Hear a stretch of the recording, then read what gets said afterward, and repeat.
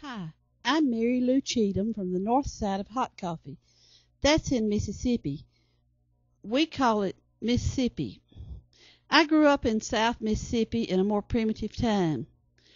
I lived on Gregg Hill. Gregg Hill was the center of my world. It's just north of Hot Coffee, and it's west of Gravel Hill and northeast of Guinea Ridge. Now, Hot Coffee is a sleepy little intersection east of Sullivan's Holler, Mize, and Mount Olive, north of Collins, south of Taylorsville, and west of Soso. You can't miss it. What I love about Hot Coffee was the cool swimming hole in Cohey Creek.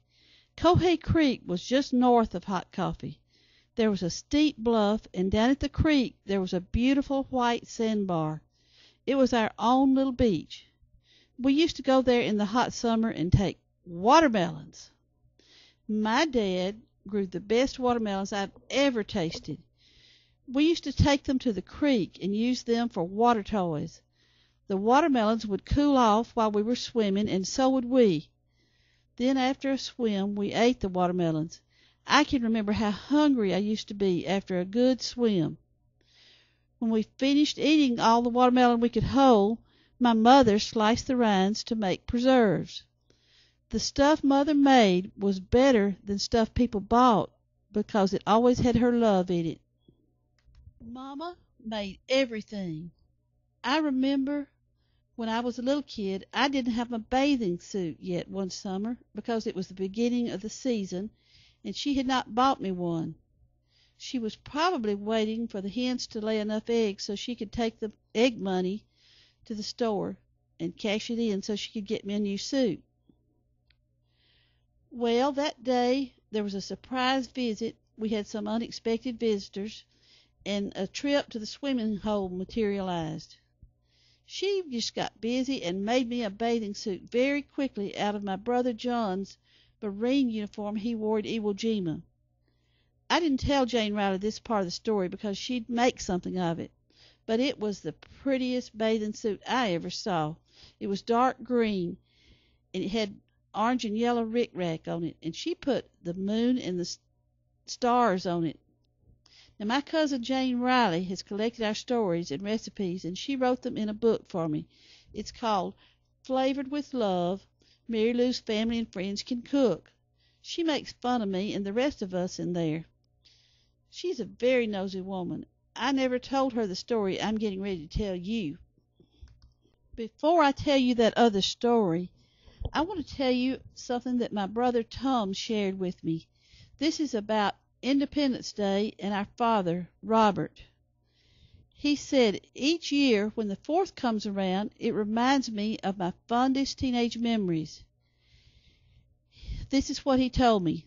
Our pappy bought his '37 Chevrolet truck from Magnus Jones from Mize, Mississippi, when it was too worn out for Magnus to use it as a log truck anymore, but it would still run, just barely. Tom went on to say on the 4th, Pappy would load all his family, a few farm hands, and a few relatives on his flatbed truck and carry us all to the Will Rogers Bridge across Cohey Creek for a day of fishing and a picnic. Now, there are two places where the Cohey Creek crosses the road just before you get to Hot Coffee.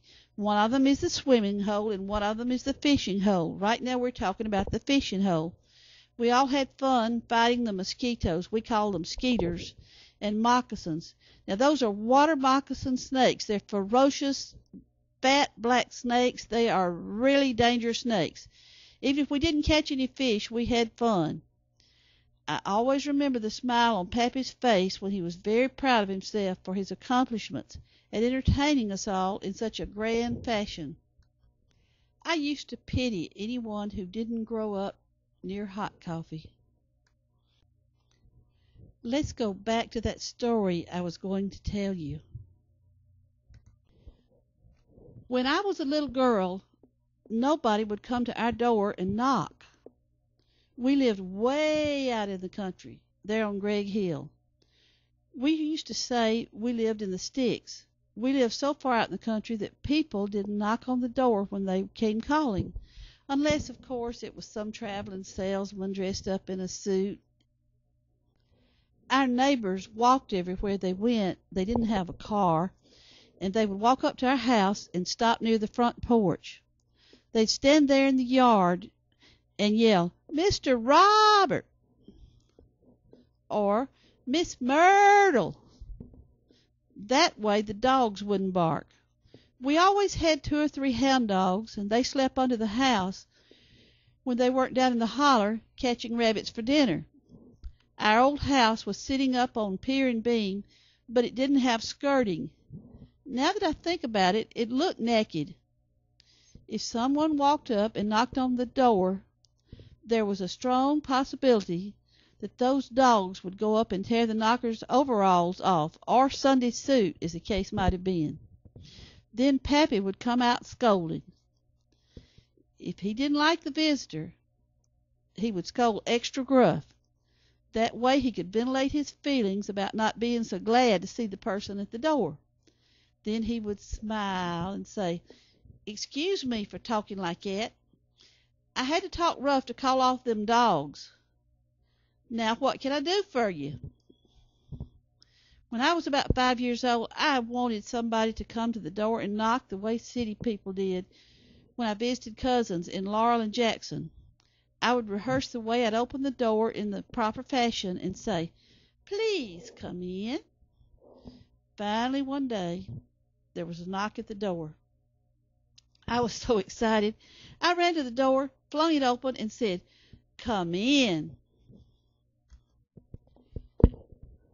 When I looked up, I saw the mistake I had made. The visitor was our neighbor's billy goat, that is. This is not a picture of our neighbor's goat, but this specimen must be a cousin of that goat. He came barging into the front door. I ran as fast as my short little legs would take me, out of the house through the kitchen door, out the back way. Things went wild. My mother did something that she almost never did. She fussed at me, and I could hear her as I was running away. And she was trying to get that goat out of the house. The goat was breaking our stuff in the living room.